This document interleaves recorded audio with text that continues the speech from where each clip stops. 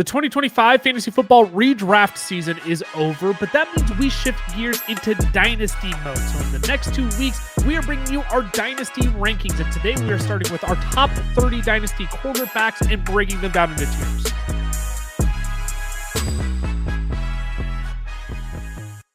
Of the 30 quarterbacks we're going to talk about today, we're going to go in depth on about 14 of them. We're not going to have time to cover everybody, but we'll have some good conversations around a lot of these players. In the S tier, it feels crazy that we're putting Josh Allen and Drake May into the S tier. I think Josh Allen is the foregone conclusion. Yes, obviously.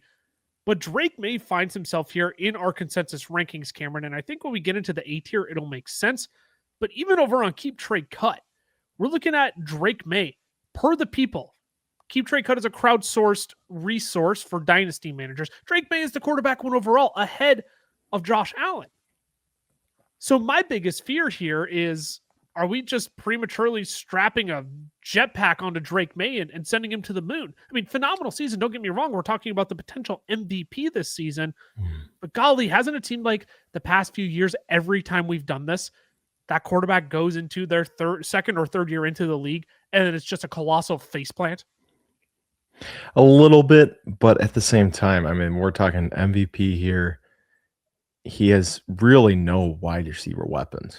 Like, they're few and far between. He's got Stephon Diggs, who's at 1,000 receiving yards, then Hunter Henry at 768, and no other wide receiver on his team above 550.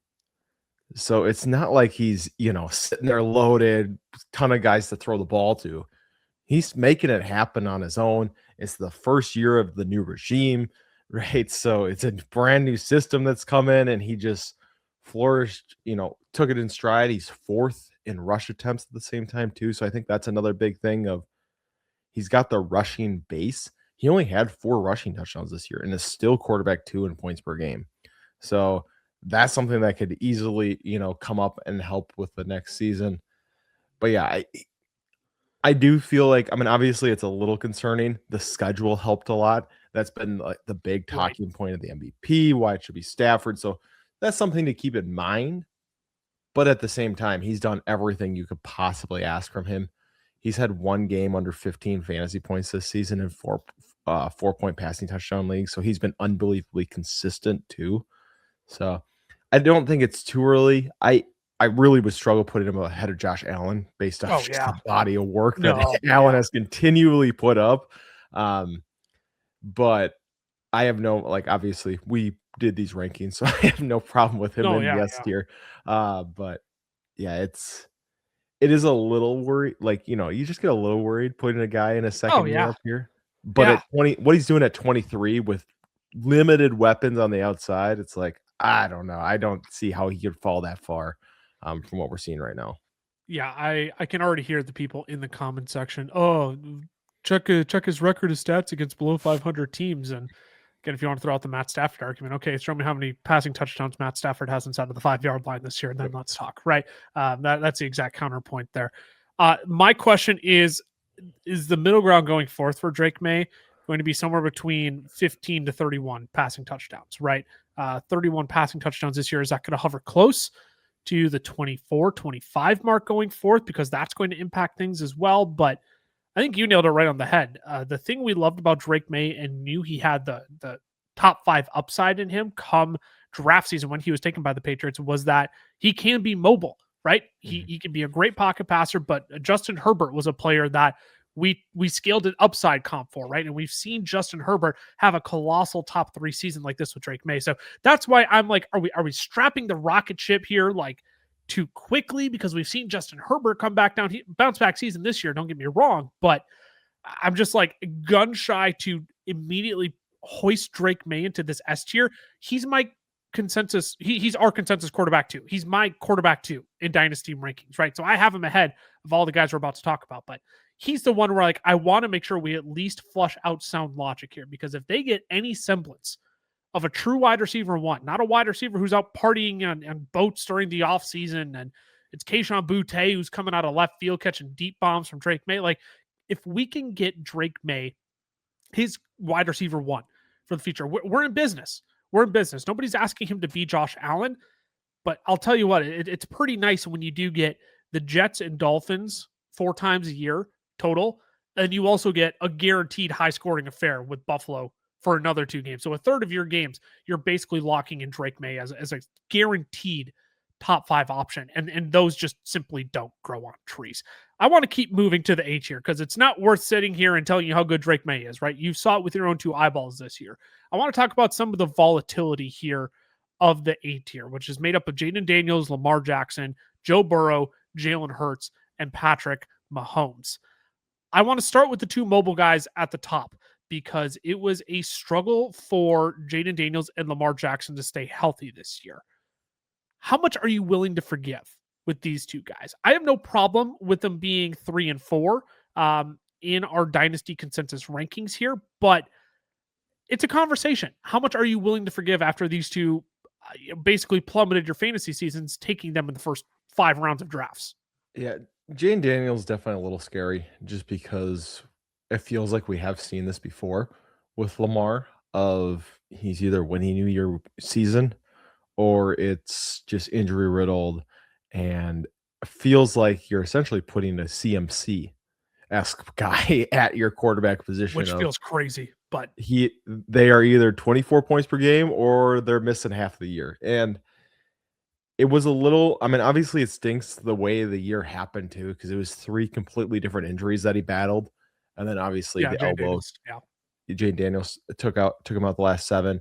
He hasn't really learned to protect himself, right? So you were hoping, hey, maybe we aren't going to take big hits this year. And then he's still taking big hit after big hit. But the upside is undeniable, right? I mean, that's the thing is, even though we have Drake May up in the S tier, on any given season, Jane Daniels and Lamar Jackson have a higher upside because Yeah. they're guys who can flirt with that 1,000 yards rushing. Yeah. Right. And we saw it with Jaden Daniels. And then Lamar again, it's, I'm not calling him a running back, but we see the age cliff with running backs.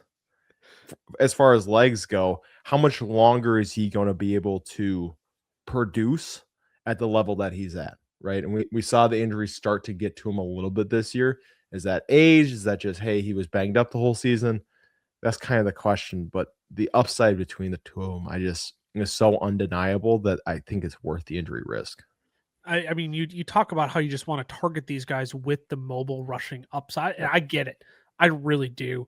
But this is like rock bottom for Jaden Daniels. This is probably the worst thing that could have happened after the phenomenal rookie season where people were pushing him to be the dynasty quarterback behind Josh Allen last season. And now look what happens. Injury riddled all of 2025.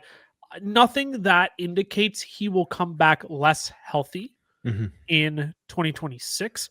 You have a question mark of will they bring Deebo Samuel back? I don't know if that really makes a difference to you because when Jaden Daniels was quarterback 2, quarterback 3 last season, he only had Terry McLaurin, right? So I don't know if that makes a major difference to you, but the Commanders have a lot they need to figure out here. The Ravens and Lamar Jackson, look, you roll the dice and you say, you know what Lamar can be. He can be an MVP candidate and he can be that in your fantasy football team as well. I think you have to continue placing him here, but it's at the point where it's just not the sustained consistency that Josh Allen has now given you for 6 straight years. Yeah. I mean, it's undeniable, right? So like you said, the body of work of Josh Allen just substantially outweighs what Lamar Jackson has given you, even though the upside is there. And the same thing goes for Jaden Daniels, right? He's like, I don't want to call him younger Lamar Jackson because that's just like way too simple of a comp. But that's what we're kind of looking at here when we're comparing the 2 guys, right? 2 guys who have the mobile upside, 2 guys who, can sling the ball around the yard, but you care a lot more about their rushing production and what they give you with their legs more than you do with their arm. I'm going to skip over the pocket passers here because I think we know what Joe Burrow is at this point with Jamar Chase and T. Higgins. We're very confident in that. Patrick Mahomes with the ACL, obviously he gets bumped down to the bottom of this tier, but I certainly don't think he belongs in the next tier of quarterbacks after what he was putting out for the Chiefs this season. But I want to talk about Jalen Hurts because the one observation that I want to make with Jalen Hurts is that we are talking about season lows in rushing yards since his rookie season. We are talking only 105 attempts after going for 139, 165, 157, 150 attempts between 2021 and 2024. Only 400 and 21 rushing yards this year. Only 8 rushing touchdowns. I can't believe I'm saying only 8 rushing touchdowns, but it was 10, 13, 15, 14 rushing touchdowns the past 4 seasons. What are you doing with Jalen Hurts? Is there room? How likely is it that he bounces back in 2026? Because this Eagles offense was all sorts of discombobulated all season long. You can blame it on Kevin Patullo. You can blame it on the offensive line. Or we just kind of at that point where Jalen Hurts just isn't going to have these crazy 13, 14 rushing touchdown seasons like we're accustomed to. Yeah, I mean, the worry is it feels more and more likely every year we go on, the tush push is going to get banned, right? And that for Jalen Hurts, what that probably means is you're going to see more touchdown totals like we had this season. You have to hope he's staying around this 25 passing touchdown total, and maybe we can get a little more passing yards. To me, this feels like the floor of what we saw for Jalen Hurts. And obviously, you know, if you traded for him like a top 3, you know, dynasty quarterback, despite him still being, you know, top 7 in points per game, it did hurt over the back half of the year. He went 12, 14.5, 30.9, 17.3, 4.4, then 22, 19, and then 8.9 the championship game. So the floor was a lot lower this season. But like you said, this was the worst this Eagles offense has looked. I mean, really since Nick Sirianni took over. So this does feel like the floor to me for Jalen Hurts. I'm not too overly concerned, especially if you're treating him like where we have him, you know, at the lower end of this tier. If you're treating him like that, and that's how you value him, if you go trade for him at that price, then I think you're doing it fine. If you still think he's an S tier quarterback, you're paying up like you'd pay for a Josh Allen or Drake May, then I think you're going to, you know, feel that a little bit over the next couple of years, because he does have this in his range of outcomes of being an, you know, 18 point, 19 point fantasy points per game quarterback. Yeah, this is in my mind just such a flat tier, because when you go, you could go from Jalen Hurts to Jane Daniels, or Jane Daniels to Jalen Hurts. Yeah. Whatever. Throw your 2nd and 3rd round picks in there, whatever you got to do to make it quote unquote feel even, if you will. But like, if you move laterally to any one of those guys, I'm not sitting there thinking, well, I just downgraded massively at quarterback. Am I going to be okay? Like, I think Jalen Hurts bounces back to a point where you're not looking at him as this S tier guy anymore. I don't think we're going to get these double digit. Yeah. Let me correct myself. I don't know if we're ever going to get another season of 12 plus rushing touchdowns out of Jalen Hurts. If he hovers around 10 to 12, I think that's reasonable potentially. But again, like looking at this season, how just flat out discombobulated and ineffective this Eagles offense was, there was no room for anything. They didn't want to run with Jalen Hurts whatsoever. I can't say whatsoever. Again, 105 rush attempts is nothing to gawk at, but when you're accustomed to 150 plus attempts, 100, you're cutting that by 33%. So I don't know if we're ever going to get back to S tier Jalen Hurts, but if we're looking at Jalen Hurts as like the A tier quarterback, or maybe he's like Josh Allen, Drake May, Jalen Hurts, right? He's the next guy where it's like, well, but he's kind of truly maybe belongs in his own tier. I'm not saying this is the end of Jalen Hurts. I'm just saying I think we need to reset our expectations to, you know what? We know the mobility upside of Jalen Hurts, but if this offense is going to be this effective moving forward, if they don't figure it out on the offensive line, you know, we're looking at a guy who, this might be where he belongs in dynasty rankings moving forward, but his upside is kind of capped at that Jaden Daniels, Lamar Jackson range of the rankings. Yeah, this range really is just, what do you want your risk to be? Right? What do you want it to be? Injuries? Seriously. Do you want it to be on the offensive base? Do you want it to be passing? Right? Do you want it to be the injury with Mahomes? Like, it's just, where do you want your risk to come from? Because these guys do have a little bit of risk baked in. Obviously, still fantastic. You know, a lot less risk than everybody else in the, you know, we're going to talk about. But as far as elite quarterbacks go, and especially compared to Allen May, there is a little bit of risk, and luckily it's known for all of them at this point. So you kind of know what you're getting into based off of who you're going to pick in this tier. This next tier quarterback is a very, very fun tier. Before we dive into that tier, though, if you are into Dynasty Fantasy Football, if you are even looking to start your own Dynasty League, this is the channel that you're going to hang out with all off season long. So make sure you hit that subscribe button and turn on the notification bell as well, so you know when all of our newest episodes are out. As much as we're here trying to help you thrive in your fantasy football leagues. We're also here to bring you fun and comedy as we go throughout the offseason as well. All three of us, me, Cam, and Ty, met through playing fantasy football. It's what enhanced our friendship. We love sharing laughs and building relationship over it. So we want to remind you of the fun and camaraderie that comes with the game of fake football, right? So make sure you hang out with us all offseason long as we bring you Dynasty content and NFL draft content as well.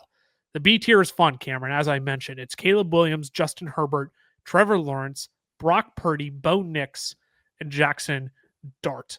There are a lot of conversations. We could spend a whole podcast just talking about this tier and how exciting this tier actually is. I want to start with Caleb Williams at the top, though, because I found it fascinating that Caleb Williams made it to the top of this tier for us. Not because I think he's like not worthy of being at the top of this tier, but you just look at the game log and his fantasy finishes.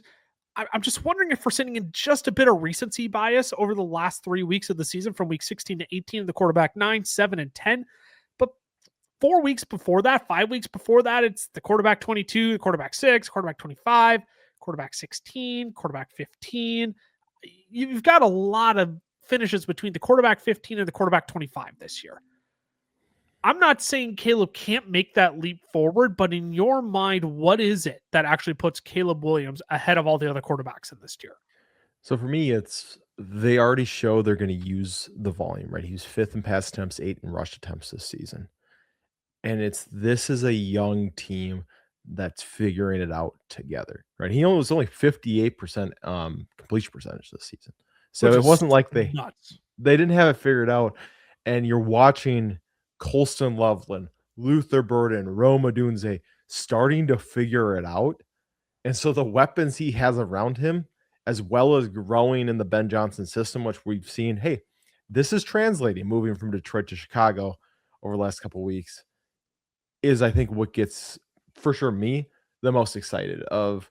I understand it wasn't always pretty this season, but I saw enough success, especially over the back half of the year when we really saw Luther Burden, Colston Loveland come alive, that I'm confident in this team translating for next year and years to come after that, because they have a core that's going to be together for quite a while between, like I said, Odunze, Burden, Caleb Williams, and Colston Loveland. I think this is starting to look very familiar to how Ben Johnson's stint with the Detroit Lions as offensive coordinator looked, right? 2022 is his first season with the Lions. You look at 2023, though, the Lions jumped to being a top 4 scoring team. They were top 2 in passing yards, team that was top 7 in EPA per play, top 7 in success rate as well.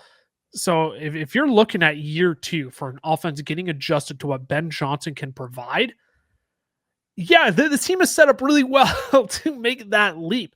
When you do have the likes of the Rome Odunze, when you do have, like you said, Luther Burden and Colston Loveland, who really came into their own at the end of the season, Caleb Williams clearly started to figure it out a bit more. You're making a bet that year 2 of the Ben Johnson offense could potentially elevate Caleb Williams to the point where he's potentially a top 5 to 7 quarterback next season. Yes, I avoided 6-7 intentionally, and now you can go scream in the comments at me that I ended up saying it.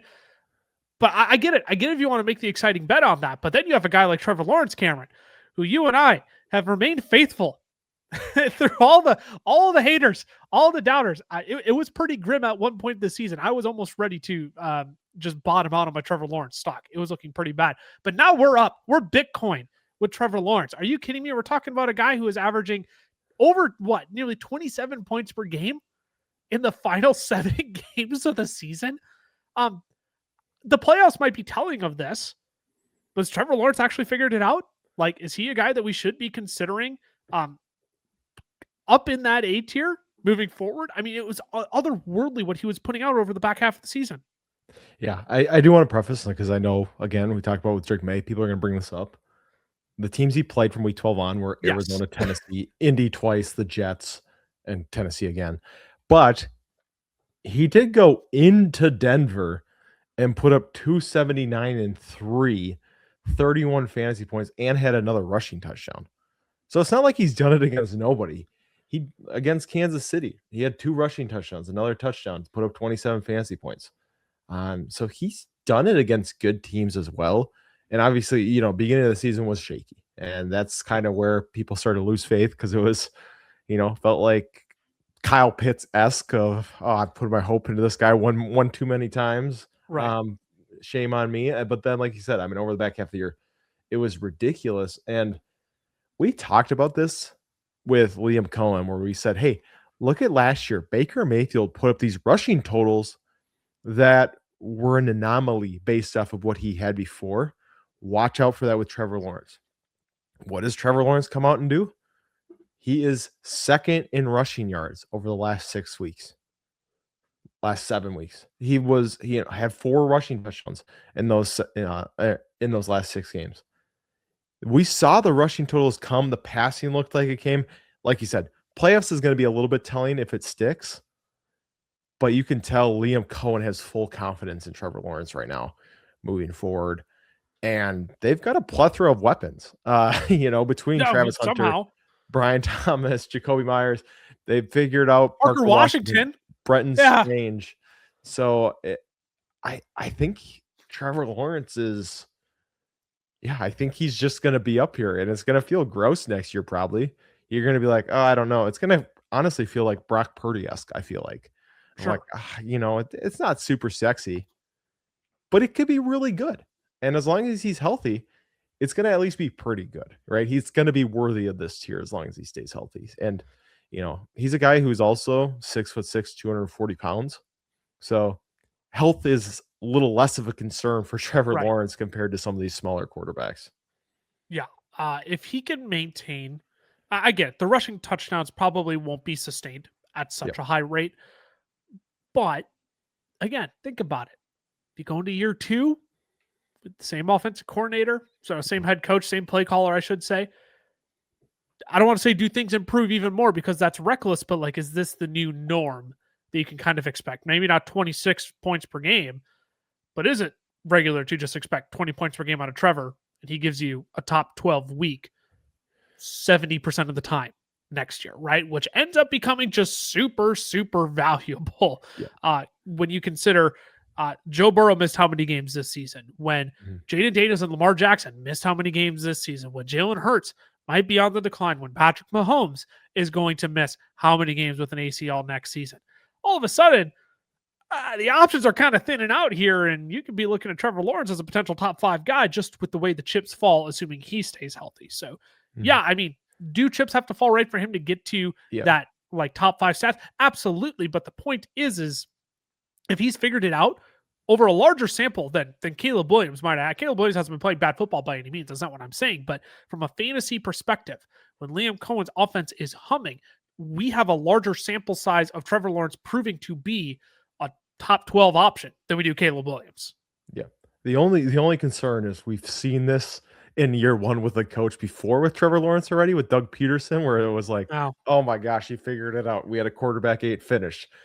He actually had more passing yards that season than he did this year. But I think it does feel a little more sticky this time with Liam Cohen, with the way that this offense is operating. So it's still a gamble. Like, I don't want to make it sound like it's a for sure thing.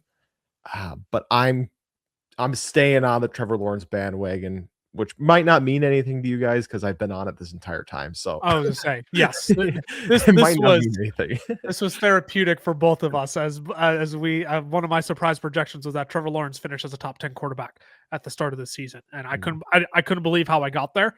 I somehow got there in my projections. And hey, you know what? If it happened over the last 7 games of the season, I'll just take what I can get, right? I'll take what I can get and say, hey, it happened. Was it heavily weighted? Yes, but the upside was there, right? What we expected could happen was revealed come end of season. Brock Purdy, obviously, if he's in San Francisco, he's got the plethora of weapons. If they all stay healthy going into next season, there's a real conversation that Brock Purdy actually could be the guy at the top of this year based on what we saw over the final 3 weeks of the season. We don't need to. We don't need to deep dive him because people know how insanely good he can be. Bo Nix, can I admit that I'm just kind of scared to compete on this one because I don't want to. Because you're only going to talk negative, but you're probably going to be wrong from a fan's perspective. Well, so that's right. Where I'm at.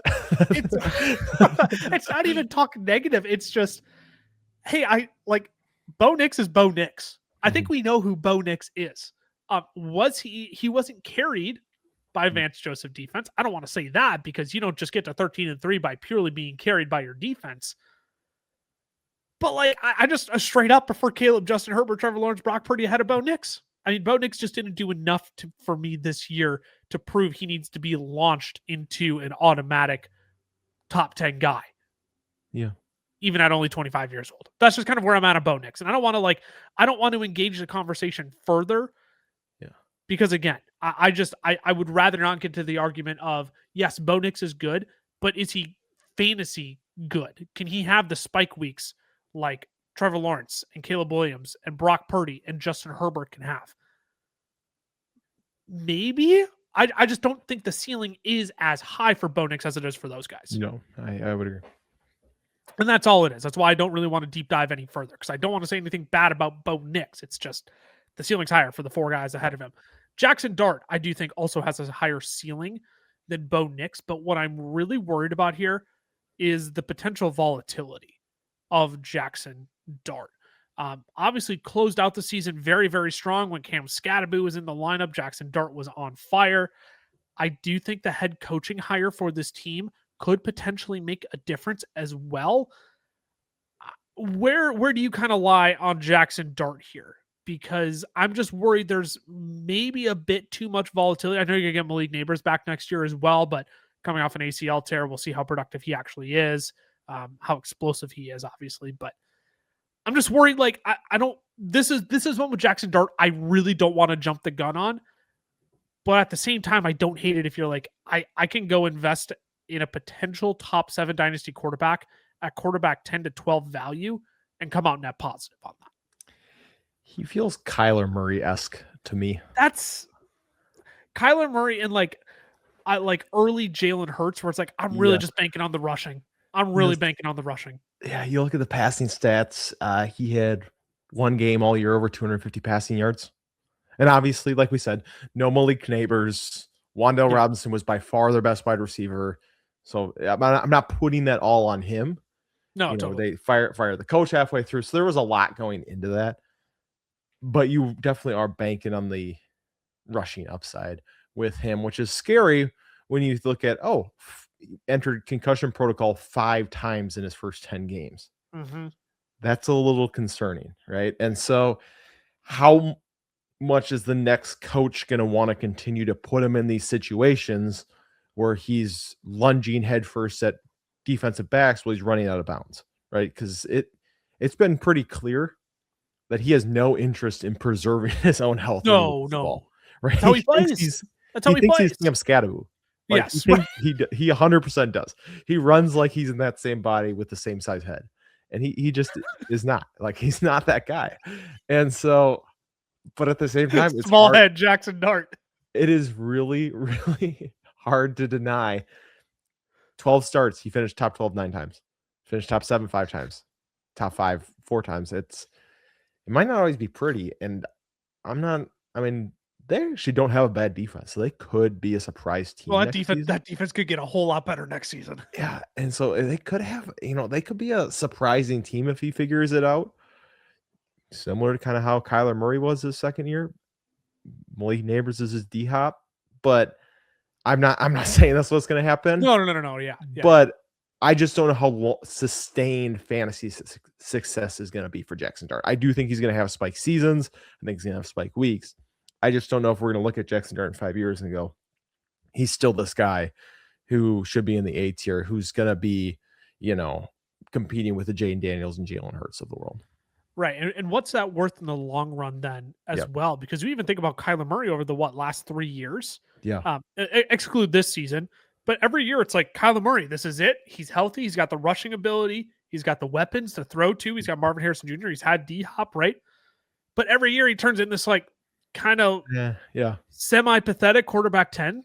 And you're like, I swear Kyler was better than that. But it's because he would have weeks where he was like the quarterback 19, and then he'd give you 3 weeks at the quarterback 1 or 2 with 35 plus points. And you're like, I know that's there.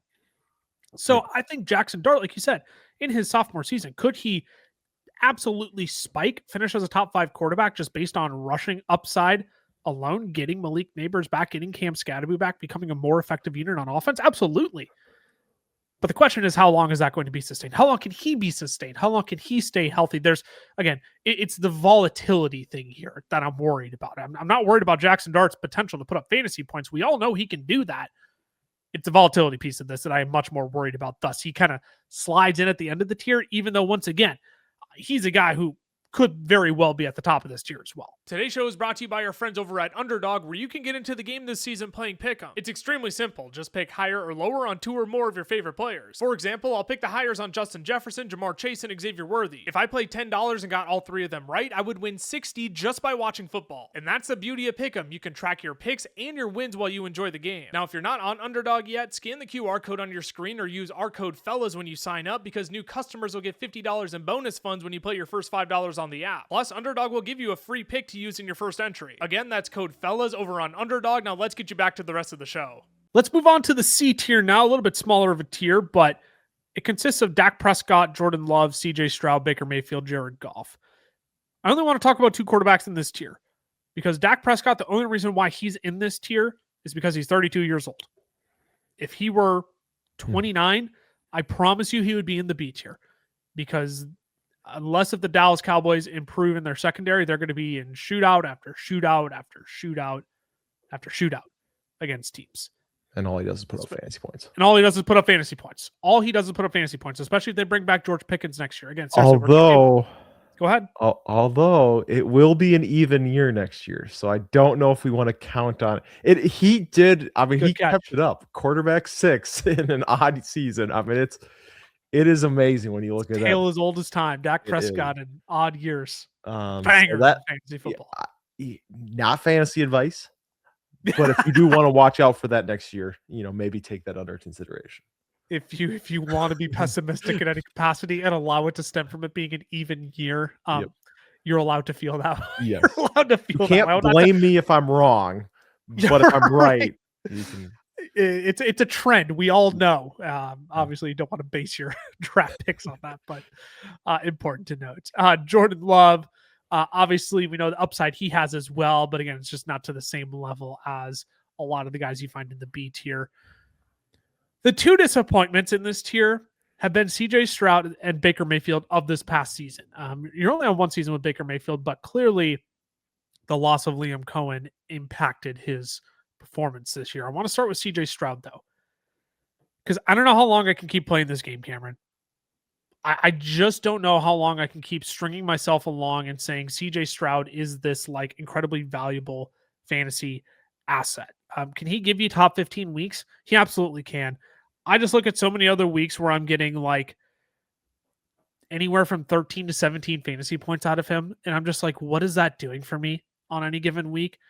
So my question is there ever a world where he does potentially re-elevate himself? I don't want to say back to the Joe Burrow tier, but remember after his rookie season, this is exactly what I was talking about with Drake May. Remember after his rookie season, all of a sudden we just put a rocket ship on CJ Stroud's back.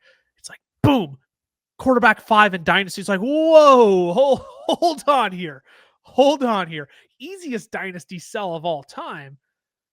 But that's a question we have to ask now, because we know what the downside case is for CJ Stroud, and it's potentially a guy like, oh gosh, do I want to go that far? Like a guy like potentially Cam Ward passing him if Cam Ward takes a step in improvement next year.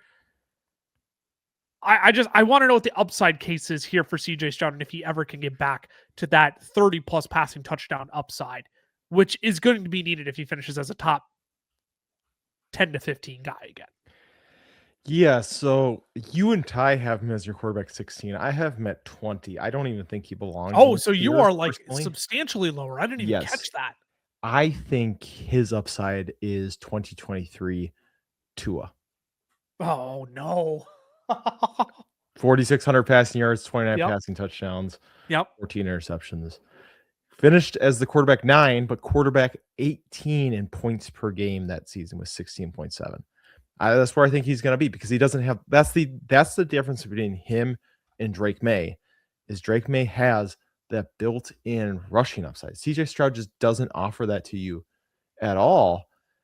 And especially for Stroud, the difference too between him and a guy like Tua is this defense is what they're built around. they're not built around scoring a bunch of points, getting No. Tyreek Hill 1,800 yards. They're built around, hey, we want to win every single game 20-10. And that's what we're okay with. I mean, you look at how many like rush attempts Woody Marks had this season. Woody Marks, I think, had like 2 games over 4 yards per carry, and they're still feeding him 19, 20, 22 times because they just want to grind it out with the defense. And week 13 on, after Stroud returned from injury, 10 points, 12.6, 23, 11, 15, 17. One finish inside the top 10. That's it.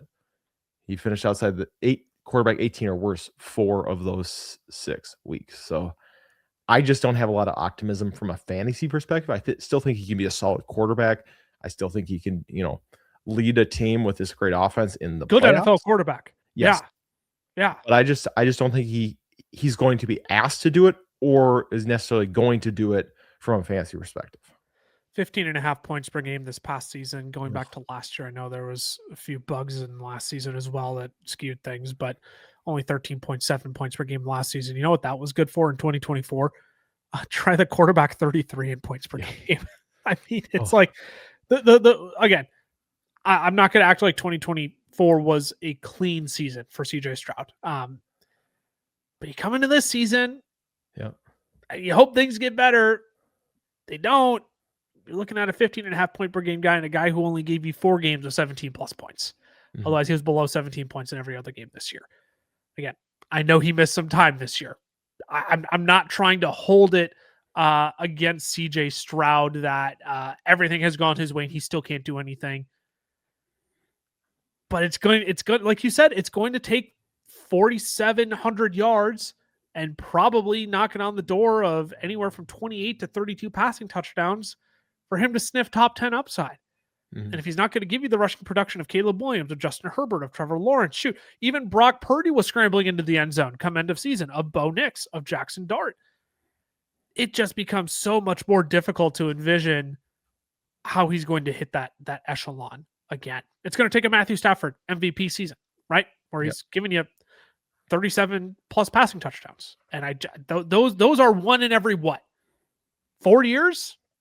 Yeah, best for Stroud, but I mean, that might be a once in a career thing for Stroud. You don't want to wish that for somebody. We obviously we want CJ Stroud to succeed, but things you have to consider when you're ranking them in dynasty formats. Baker Mayfield, as I said, is the other quarterback I want to talk about. Liam Cohen leaves. Baker Mayfield seems to fall off a cliff after week 6. Just thriving through the first 5 to 7 games of the season. Falls off a cliff rest of season. How worried are you for Baker Mayfield? Because once upon a time, we're talking about Baker Mayfield in this B tier of quarterbacks saying, hey, he's got the rushing upside. He can throw for 4,500 yards if you need him to. He can give you 30 touchdowns through the air. This was a concerning year for me for Baker Mayfield. And this team, you got Emeka Egbuka there, but Mike Evans and Chris Godwin ain't getting any younger. Yeah, I think I'm not overly concerned because, Evans missed most of the season. Godwin was never right. Egbuka never looked, after he hurt his hamstring, didn't look good again. Bucky Irving missed most of the time. They were down three offensive linemen for 5+ weeks on the year. So from an offensive perspective, they just weren't great. And this is where, for me, what separates Baker and Stroud is I didn't think Stroud had a bad year, and Baker we feels like had an abysmal year, and Baker still outscoring by 1 fantasy point per game, which is crazy. And so we still saw 380 rushing yards from Baker this season, only 1 rushing touchdown. Obviously, 3,600 passing yards, like you said, is a little more concerning, not exactly what you want to see, but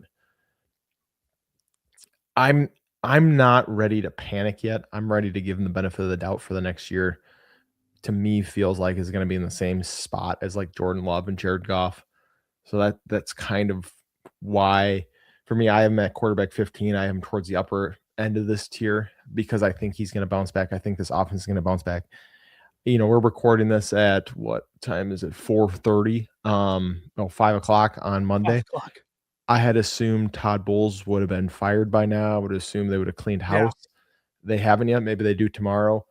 That might affect my viewpoint a little bit if they try to get back, because this was a more conservative team on the offense side of the ball this year than I would have liked to see. So that'll be a little interesting, but yeah, I still give Baker the benefit of the doubt because it was a down year, and yet he still wasn't awful from a fantasy perspective. I just question what the upside is moving forward, which is why Yeah, I'm that like, makes I'm sense. very okay with him being where he's at in Yep. the dynasty ranking specifically. Going into next season, I will probably have every quarterback except for CJ Stroud Mhm. probably ranked ahead of him. And again, I don't want to turn a dynasty show into redraft specifically, but again, when you consider Baker Mayfield has hit the 30-year-old mark at this point, Mhm. I'm not questioning if his best football is behind him, but after what I saw this year, I'm not exactly looking at him with rose-colored glasses going into 2026. I'm kind of okay with him being here in my dynasty rankings until he shows me he can give me 2 or 3 more seasons of top 12 guy like we were getting the last 2 years out of him. So um, in terms of dynasty, I'm very okay with him being here. He'd be a guy where, for instance, if you wanted to take the shot on Jackson Dart, I'd be very okay if you want to give up Baker Mayfield and a smaller other piece to see if you can go flip it for Jackson Dart if the other manager is concerned about volatility with Jackson Dart. I think I would just rather swing for the upside on Dart as a potential quarterback too than I would Baker Mayfield. We don't talk about Jared Goff. We know who Jared Goff is. He's a Detroit Lion who's in a highly functioning offense despite, well, okay, maybe I don't want to say that after what Brian Flores mentally did to this team and broke them down over Yeah. in week 17. But point being, we kind of know who Jared Goff is. We kind of know who the Detroit Lions are at this point, so we don't want to waste too much breath on them. Instead, Cameron, let's play the level of confidence game with this next year because holy rookie quarterback, Cam Ward, Sam Darnold, Tyler Shuck, JJ McCarthy, Bryce Young, Matt Stafford, Michael Penix technically didn't play at all last season. Well, he played at the end of last season, but felt a lot like his rookie season this year. And Kyler Murray and Daniel Jones closing out this tier as well. I want to hone in on the rookies specifically, mostly because with Sam Darnold, I think the big question here is, can he create magic twice? Can lightning strike twice in Seattle? And even when he was playing well this Yep. year, it wasn't well enough where it was like a Baker Mayfield 2023 and 2024, right? Where you're like, oh, Sam Darnold, the top 12 guy. Yeah. Wasn't playing to that level. Bryce Young, we have plenty of questions on. Matt Stafford, it's just the dude is 37 years old, and there was questions if he was even going to play this season. Therefore, you really can't rank him higher than most of these young quarterbacks you could throw a dart on. Cam Ward, after his rookie season, very, very up and down. They got rid of Brian Callahan mid-season. There were still just like half a dozen plays from Cam Ward's rookie season where he would just whip something out of his back pocket and you were just like, oh my sweet goodness. What did you just do? How did you just do that? There was just like mind-shattering moments from Cam Ward after his rookie season, number 1 overall pick in the 2025 NFL draft. Where's your level of confidence on him after his rookie season? It's hard. It honestly feels like Trevor Lawrence's first year of it's just a complete wash. I mean, like you said, you can take the sparks from it. He had no one to throw the ball to. He had, Calvin Ridley just disintegrated. I mean, Tony Pollard somehow ends up with 1,000 rushing yards, which is like fantastic, but it was the grossest Because of 3 thousand in the games. history of the NFL. So he just had no help on the offensive side of the ball. You fire his head coach halfway through his first year. There's a lot that can happen. It'll be interesting to see who their head coach is. Wasn't exactly an inspiring list of who they're interviewing right away. Matt Nagy was by far the best name on that list for Cam Ward, and I believe Kevin Stefanski is did they expected to finally speak with them as well. right. Yes. So Stefanski, I wouldn't mind, but and Nagy, I feel like wouldn't be terrible from Cam Ward's point of view, but I'm not convinced that he's Not the convinced he's coach great. that you want. Yeah. Yeah. So it's really going to depend on what they do in free agency moving forward. I hope they give him a little bit longer leash, 2 or 3 more years, right? Because they're not in a spot to compete right now. You got to assume they do. So the confidence, is not overly high, but at the same time, I think he's just kind of earned another year where it's wherever you had him to start this year. I just think he's there again this next season. Yeah. So that's kind of where I'm at. I do want to say on Sam Darnold real quick. I think, other than Stafford, he pretty clearly the best quarterback in this tier right now from an NFL perspective. But even with the year he had 14.2 fantasy points per game. He was quarterback 29 in points per game. So that's why he's in this tier. he needs a magical season like he did with the Vikings, and even then he was quarterback 13 in points per game, where he had 3,500 or 35 touchdowns. And so that's why Sam Darnold's here. Again, good NFL quarterback, just is not translating for fantasy. No, and that's exactly what it is. You're 100% right. Let's talk about Tyler Shuck next. Let's keep moving down this rookie quarterback tier here because from a fantasy perspective, he was the most productive. You look at when he took over for the Saints in week 8, we're looking at Tyler Shuck as a top 10 quarterback from week 8 on this year, averaging 16.4 points per game over the back half of the season, which is nothing to gawk at, right? Was still only the quarterback 16 in points per game, but in total points, quarterback 10, you're not gonna shrug at that. So where are we at with Tyler Shuck going into the 2026 season? I think I'll maybe start by throwing out the notion of I think he's going to maintain the starting job. I think it's wonderful that he has Kellen Moore. Chris Olave clearly is benefiting from like just Tyler Shuck force feeding him the football, essentially.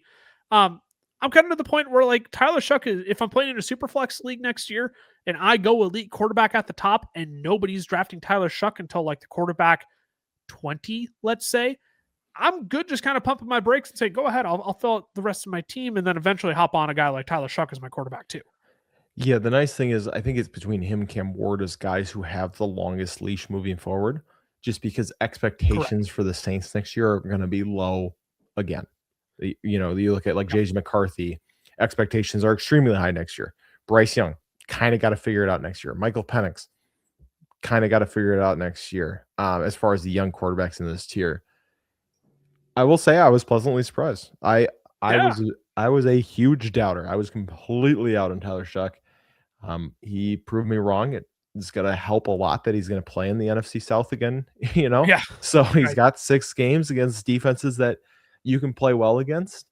And the rushing side was a huge bonus. And then, like you said, just having Kellen Moore as your play caller is proven to be good for fantasy football. And it proved to happen again from week 14 on, 22 fantasy points, 18, 17, 21, 23. So that's, bodes pretty well. And like you said, you're going to be able to get him for cheap. Even if he's at the top of this tier, he's still the quarterback 21. So I'm okay taking the chance on that and, feeling like, hey, I got at least one more season, no matter how it goes, and probably 2 with Tyler Shuck. And if he starts to perform, then, a little bit longer than that. So I'm okay with him there. Can I throw out a crazy proposition if you're in a dynasty league? Would love it. I would be thrilled to downgrade from CJ Stroud to Tyler Shuck. Oh, 100%. Downgrade. Yes. I would be thrilled to because I think you could pick up a lot in the process of investing in Tyler Shuck and moving off a guy like CJ Stroud, who, again, the crazy bonkers upside, I get it.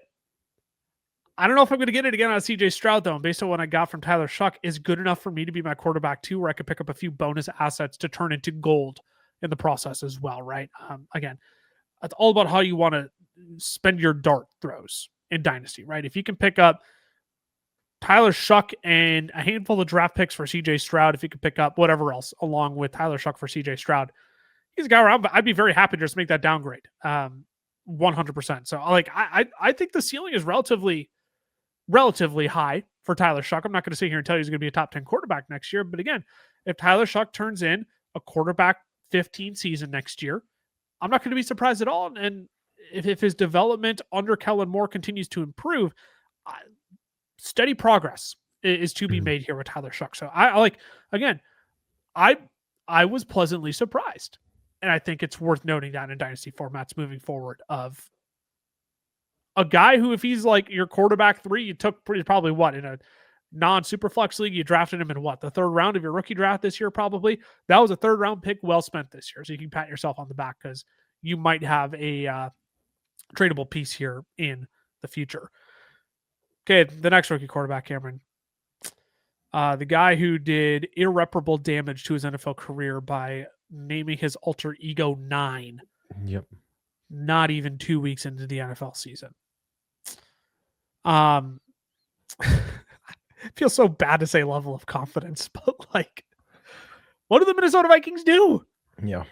Can you have any confidence in J.J. McCarthy in dynasty formats? And considering the like ankle injury, the finger injury, couldn't go to finish out yesterday's game. Yesterday being Sunday, January 4th. What's going on here? What are we doing with JJ McCarthy? Where are you at? I mean, he has the easiest. If you take out the quarterback, right, and you look at everything else in the offense, he has the easiest path to success out of all these guys. Theoretically. But at the same time, as a dynasty asset, you have to trade him before the season starts. Oh, must. If you don't, and he has a bad week 1 and 2, he could not be the starter week 3. I feel like this team is going to give him a very short leash going into next year with the type of team they're going to put out once again on both the offensive and defensive side of the ball. So that's the concern with JJ McCarthy. The upside is obviously, he figures it out. We've seen it with Sam Darnold. We've seen it with Kirk Cousins. It's just how much do you want to trust in that? Obviously, we're a little biased as Vikings fans, so I want to be optimistic. I want to say trust in it, but trying to be unbiased, it's honestly feels like a 50-50 of you have either a dynasty asset that's worth nothing next season, or you have a dynasty asset that you're talking about that's in the second round pick. Yeah, looking at like maybe a B tier kind of a guy, so it's just like, right, I think he could be like a Jackson Dart if he is, performs, but does he actually get there? That's the question. And unfortunately right now, it's not like you can trade JJ McCarthy for a lot. No, right? Does it even feel worth it? Yeah. So I don't know. Either way, it feels like a 50-50. If you have him at the top of this tier, I don't hate it. If you have him at the bottom of this tier, I don't hate it. I just think he belongs somewhere in this tier, and wherever you want to put him on that, I think is all right. I'm sure we'll have people say he should be in the E tier. I don't think he should be quite that low. I don't really think we have anybody saying he should be in the C tier. So I think the D tier pretty comfortably anywhere in here. Yeah, anywhere in the D tier, I'm good with. People will say put Shedeur Sanders ahead of him. I'm not quite ready to do that yet. But I also get it if you're like, hey, he's a starting NFL quarterback and there's no guarantee that JJ McCarthy is. And I'm like, well, I'm not going to argue with you there because it seems like Shedeur is probably going to be the team starter for Cleveland going into 2026. But I don't know if I've actually heard your thoughts on what you think the Vikings should do at quarterback this offseason. What do you do? Do you bring in Mac Jones? Do you take a guy in the second, third round of the NFL draft for competition? How do you make this competitive? How do you handle JJ McCarthy if you're the Vikings? Yeah, you got to bring in a Mac Jones, something like that. So much though. That's my biggest gripe. I mean, I'm assuming Indy's going to re-sign like a Daniel Jones. Yeah. I mean, that's the issue is you do. I think you got to pay up for a guy like Mac Jones, a backup. You can try Jacoby Brissett. You bring in, right? You're not hoping for the world, but it needs to be somebody that at least you can put in, and you don't have a Max Brosmer situation. I don't know unless you're going full tank mode, which doesn't really work. You have Justin Jefferson on their team. You want to know what I think ends up happening? I'm like sickly confident this isn't going to end up happening. And by sickly, it's not a good thing. You want to know who's on a 1-year contract with the Miami Dolphins? Going to be a free agent this offseason. Also was drafted by the New York Jets and left for dead. Oh, Zach Wilson. Oh, gross. I am terrified we try and recreate Kevin O'Connell and the Vikings try and recreate Sam Darnold through Zach Wilson. Oh, I am utterly terrified that's what happens. I'm open to being surprised by Zach Wilson. I think we're looking at two different quarterbacks, though, between Zach Wilson and Sam Darnold. So I'm worried they think that's good enough as competition, and then we just don't have a quarterback, and it's Max Brosmer, where it's like, well, they both suck. Max, you want to take your swing at this thing? I'm worried that's what ends up happening, and they consider that competition. Mostly because if I'm San Francisco, I need a day 2 pick if I'm moving off into Mac Jones. Yep. I need a day 2 pick. And that's just it ends up being pricey. So if Kwesi wants to take the swing, he can, but I don't know, man. It might be better than his other track records if we're being perfectly honest. That's true. Other second or third round pick, Ty Felton. Third round pick. Maybe, okay, you know what? Maybe I am eating my own words. Go ahead. Trade a third round pick for Mac Jones, Kwesi. Mostly because I don't have any confidence you can draft someone better. Okay, we should keep things moving here to make sure we try and keep it as close to an hour as possible. How about Michael Penix? Obviously injured over the back half of the season. We hope to see him healthy at the start of 2026. Based on what we saw this year, though, is there still untapped upside here with Michael Penix potentially, or do we just kind of know who he is at this point? I think we know who he is, unfortunately. It's the hard thing is another knee injury for Michael Penix Yep. is just the last thing you wanted. He had 2 knee injuries in college. We're on a third now. Hopefully he's ready for next season. He was on pace for 17 passing touchdowns and Not great. 3,600 passing yards. It's not exactly what you wanted, you know. Eighth overall pick, Michael Penix. I'm in no May spot to make fun of the Michael Penix pick. yeah. JJ McCarthy is my team's quarterback. Maybe they get an offensive guy and they can unlock him a little bit. I'm not overly confident that they do. I don't. They have a lot of knowing how many offensive weapons they have. yeah. With They have a lot of Bijan, it's Drake London, and it's Kyle Pitts. You've got a great running back too, and you've got a great wide receiver too, and Darnell Mooney. Can we make something happen here? Again, if you bring in the right guy, if you bring a Kevin Stefanski, I might have a little bit more interest, right? Yeah. Potentially, but I'm kind of worried what we saw is what we may end up getting with Michael Penix. Clearly, there's a lot of discombobulation in Atlanta. I think it was worth cleaning house.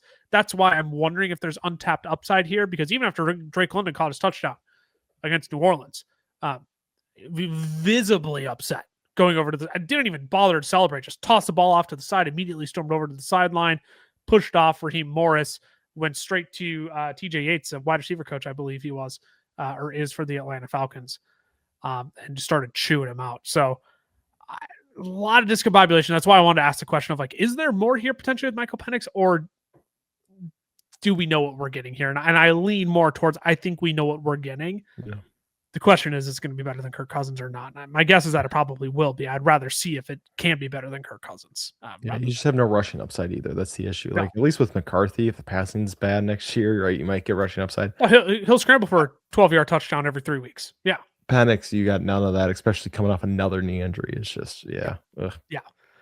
Okay. So again, wanted to cover all the young quarterbacks in that tier. Before we move into the last tier, though, again, just wanted to remind you all, we're still here with you all off season long. Running back rankings are coming tomorrow. Next week, we are covering wide receivers and tight ends as well. So make sure you subscribe so you get notifications when those videos go up as well. E tier, it's Mac Jones, it's Malik Willis, it's Shedeur Sanders. 2 backups who could potentially find starting jobs. There's like weird buzz around Malik Willis potentially finding a starting job next year. That kind of blows my mind a little bit. And then Shedeur Sanders, who does appear to be in line to be the Cleveland Browns starting quarterback next season. We'll stick with the level of confidence meter, because I think Mac Jones, we saw what he could do with Kyle Shanahan, great development. Looked great under Kyle Shanahan. If he finds the right home, like a Minnesota Vikings team under Kevin O'Connell, he could have a Sam Darnold-like season, I think, next year, which I think is worth investing in Dynasty. But Shedeur Sanders, what's your level of confidence there based on what you saw over the back half of the season once he took over for Dylan Gabriel? He had the worst QBR of any Browns quarterback in a 5-game sample size since 2000. That's a pretty low bar. That is extremely difficult to do. I'm going to be honest. I'm in the camp of I'm not fully convinced he's a starter next year. Deshaun Watson. I think it's not a guarantee. I don't think it's a guarantee. Like, some a people lot of money coming in next year. I don't think it would be wise for them to put out Deshaun Watson as a starting quarterback. No. But I could see the argument of, hey, we're going to pay this guy $50 million. Might as well see if he's got anything in the tank, which there's no way he does after what we saw and then coming off an Achilles tear. But I think it's Kirk Cousins, Deshaun Watson. Yeah, I think he's Kirk Cousins. You paid the guy all this money, but you got to roll out the young guy. Yeah. But if anything happens to Shedeur, it does feel like Stefanski was Shedeur's best chance too. I just don't know who they're going to bring in. It was. You're right. That you're like, oh yes, I feel much better about Shedeur. I don't know what they're going to do from him, like pass catching wise. I mean, unless you're just continually banking on Fannin and Njoku again, because wide receivers wasn't exactly inspiring. So. And I can't imagine there's free agent wide receivers lining up to go to Cleveland right now.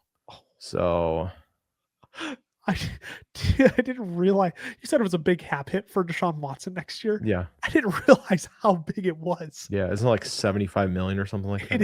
It is over $80 million. Yeah. 131 million in dead cap. If they move So on they're not from bringing him. anyone in. There can be no wide receivers coming. I feels like unless Sanders really shows something, they're gonna roll with a new new quarterback in the draft in 2027. Yeah. Yeah, I mean, maybe you get 1 year of 12 fantasy points per game. That's kind of your upside right now with George Sanders, and that's if I'm in a super flex, I would rather start a wide receiver at that point.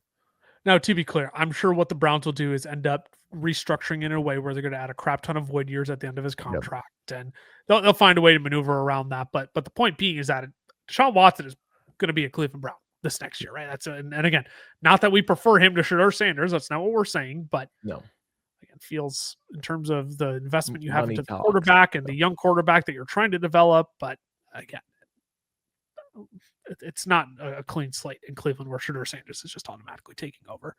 We'll put a pin in it there. Somehow we managed to go an hour into this, Cameron. But there you have it, our top 30 quarterback rankings.